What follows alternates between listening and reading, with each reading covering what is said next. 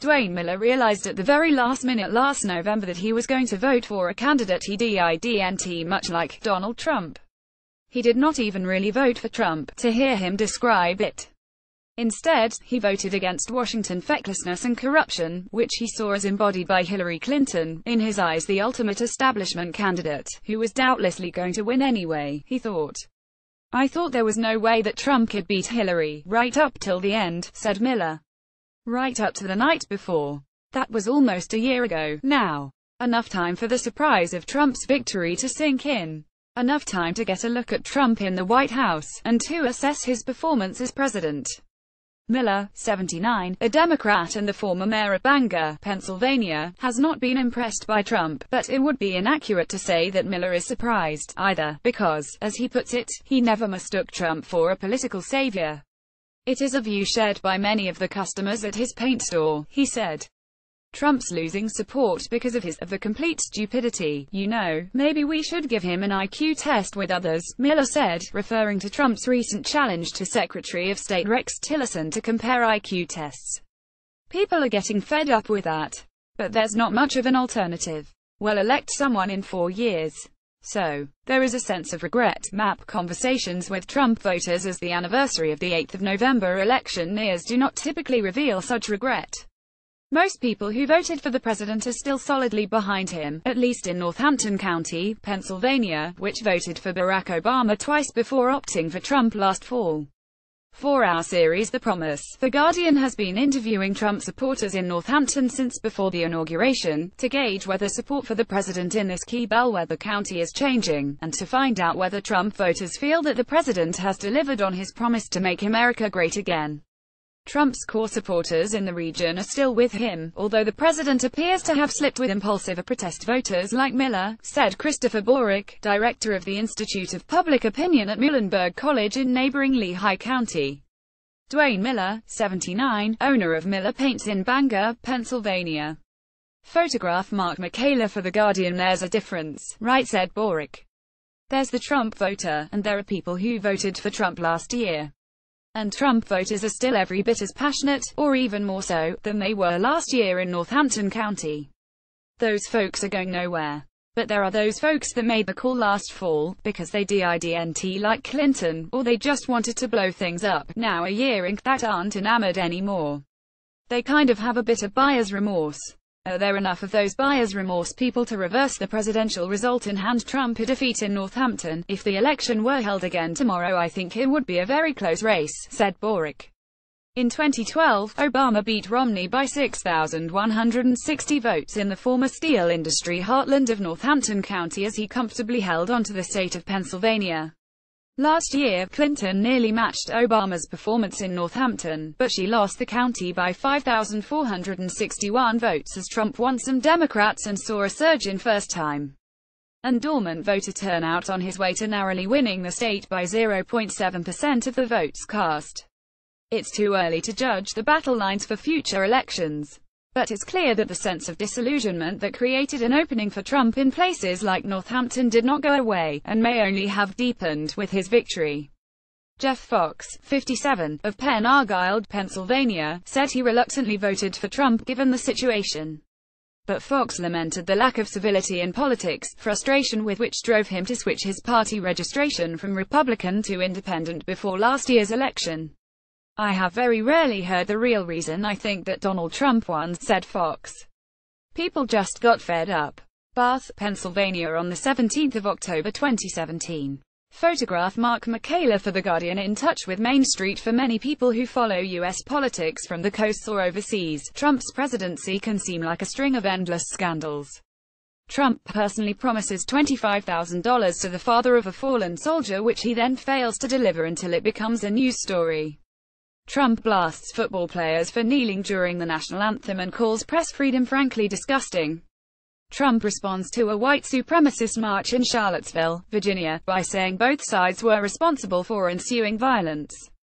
The list goes on. But viewed from the other end of the telescope, the list isn't a parade of offenses. It's a list of examples of how Trump's words or his intentions are repeatedly twisted by the media, which seem to regard the president as an enemy. It's also a list of examples of how Trump is in touch with the pulse of Main Street, USA. With the national anthem, that's a really big thing among the little people, said Joe D'Ambrosio, a barber in Bethlehem, Pennsylvania, who switched his party registration from Democrat to Republican so he could vote for Trump in the state's closed primary. D'Ambrosio said there was no question that the president was on the right side of the debate over National Football League players kneeling during the national anthem, which players have explained is a protest of police violence against African Americans, but which Trump has framed, successfully it appears, as an attack on patriotism.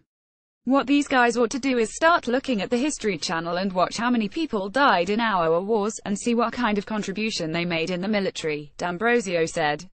All they're worried about is their millions.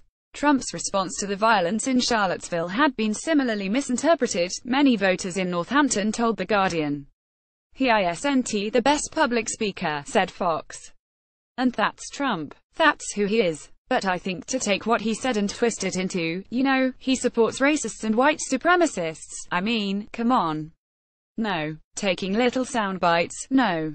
Not if you look at the whole picture. What I'm saying is that there are people that stir the pot and contribute to a lack of civility in discourse, that are blind to the fact that they themselves contribute to the lack of civil discourse, and blame it all on Trump. For example, a worker arranges Halloween decorations inside an office in Bethlehem, Pennsylvania, on the 17th of October 2017. Photograph Mark Michaela for The Guardian. Growth spurt for 10 weeks every year, from mid-October through Christmas. The city of Bethlehem suspends an ordinance prohibiting the placement of debris in the street to allow for leaf clearance. Residents rake leaves off the lawns and into neat piles in the gutters, where eventually they are vacuumed up at some volume by city crews. On a recent visit to town, the leaves were piled high streetside, and the ubiquitous American flags on porches had become crowded by seasonal Halloween company, in the form of carved pumpkins, fake cobwebs, giant plastic spiders and novelty skeletons. By the numbers, the region is thriving in an America with Trump for president. Local cheers went up last month when the U.S. Commerce Department released data showing that the Lehigh Valley, where Northampton is located, had set a record for economic output in 2016, with gains in transportation, warehousing, insurance, real estate and manufacturing. Warehouse workers are enjoying a bidding war for their services, the local Morning Call newspaper reported recently. Economic clouds linger, especially in the county's northern reaches. But, in general, the picture is sunny. Matthew Dietz, 40, is a corporate pilot flying out of the Allentown airport. He grew up in the Slate Belt in the north of the county. He's busy, but a lot of people in the Slate Belt have not regained a level of employment they knew when the region's clothing mills and slate quarries were still booming, he said. Though the area has not seen a direct economic bounce from Trump, Dietz said, support for him remains solid. I think those that were for him before the election are still there, and those that were against are still in that camp as well, he said. I agree with a lot of the stuff that helps working towards, and of course if he wasn't so vocal, I think he'd get a little bit more done. But that's his style that he was elected on, so. Locally, we haven't necessarily seen any new jobs or anything created up there, but obviously most everyone has retirement locked up in the stock market, which is great and gives them some security. Numbers on the local level, I'd say that's the biggest impact that we've seen. Trump regularly touts the huge surge in the stock market since he was elected, and his supporters are likewise quick to point out the Wall Street gains as an example of how life is good under Trump. We're full employment here pretty much, said D'Ambrosio, the barber. The one thing that the little guy got for him is the Dow hit 23,000, and if you have a 401k retirement savings plan, they see it growing. Even the guys that don't like him say it's the Trump effect. Frank Hawkey, who worked at Bethlehem Steel for 31 years and who brands Trump as psychopath, said that at his current job as a bus driver, tons of Trump voters had grown sour on the president, though you still have that few that say, he's doing a great job, look at the stock market. Oh really, that's who he wants to help? The people who have stocks. How many stocks do you have? Well, I have none. D'Ambrosio, who owns rental properties and does some investing on the side, is way more upbeat. I'm beating my broker, he said. I'm actually doing so much better than my broker, it's unbelievable. Bruce Haynes, the proprietor of the Hotel Bethlehem, Photograph Mark Michaela for The Guardian. Bruce Haynes, a former steel executive and local businessman, said he remained a strong supporter of the president, but he was concerned that the bold agenda will get watered down, especially on taxes. Haynes was disappointed. He said that Trump had caved to pressure from big business interests such as retail giant Walmart to remove a proposed border tax on U.S. imports from his fiscal blueprint. Such a tax was needed, Haynes said, to create the kind of renaissance in U.S. manufacturing that Trump described during the campaign. I don't think we've seen the dramatic changes with new manufacturing opening, coming back from overseas, for example, which you would hope to see, but it is going to take a while, Haynes said. With the exception of the border tax, I think he's still trying to enact his bold agenda, and that's why I support him. Trump voters who admit to impatience with the enactment of key planks in his agenda, tax cuts, border wall construction, healthcare reform, a travel ban, to a person blame Congress, not the president, for the delays. Lance Prater, mayor of Portland in the extreme northeast of the county, said he wanted to see a border wall built because you need to take care of the home front, but he did not feel impatient about it. Even in Portland, we work at the speed of government, Prater said. I understand the speed of government.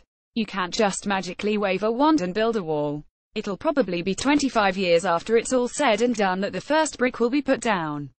John Brown, a Northampton County executive, after a county executives forum at Coca-Cola Field on the 17th of October 2017. Photograph Mark Michaela for The Guardian. Everything is an argument. It was a nice day for a ball game, but the Iron Pigs minor league baseball team had already lost the league and the season was long over. Instead, Coca-Cola Baseball Park in Allentown was hosting a forum for candidates in the county executive races to be held early next month. Audience members grazed the buffet, sponsored by regional manufacturing giant Air Products, and drained coffee from urns the shape of the iron ore blast furnaces as seen in a mural at the ballpark, or in person 6 miles away. Republican John Brown, the current Northampton County executive, spoke at the forum about open space preservation, bridge maintenance and the slump in the Slate Belt. Afterwards, he observed that a climate of acrimony that seemed to seep into life in the region a year or two ago had not fully dissipated. Everything is an argument, he said. And I find that very interesting that has not waned. That has kind of expanded and accelerated. Things have taken on a much more abrasive nature. I'm not sure where it's coming from. You can point to Trump's election, but it's not always political, and it's almost as if there's still a wake that's following everything, that still, everything else is still getting washed through, after years of being submerged. It's something else. Jeff Fox, up in Penn Argyll, saw the same thing. I think if Trump ran today, it would be messy, Fox said. I think the problem is, me personally, I believe that the problem really goes beyond politics. It comes to how we treat one another, how we converse with one another. For Dwayne Miller in his paint store, the picture was no rosier. The people are disgusted, he said. They're absolutely saying, we don't care. Tax cut, who believes it? Healthcare, who believes it? The political climate for the average American, from my point of view here in the little town of Bangor, is one of disbelief. The American people don't believe anything anymore. And that's where the apathy is overwhelming. Sign up for regular email dispatches throughout the year to hear from Tom and the people of Northampton County.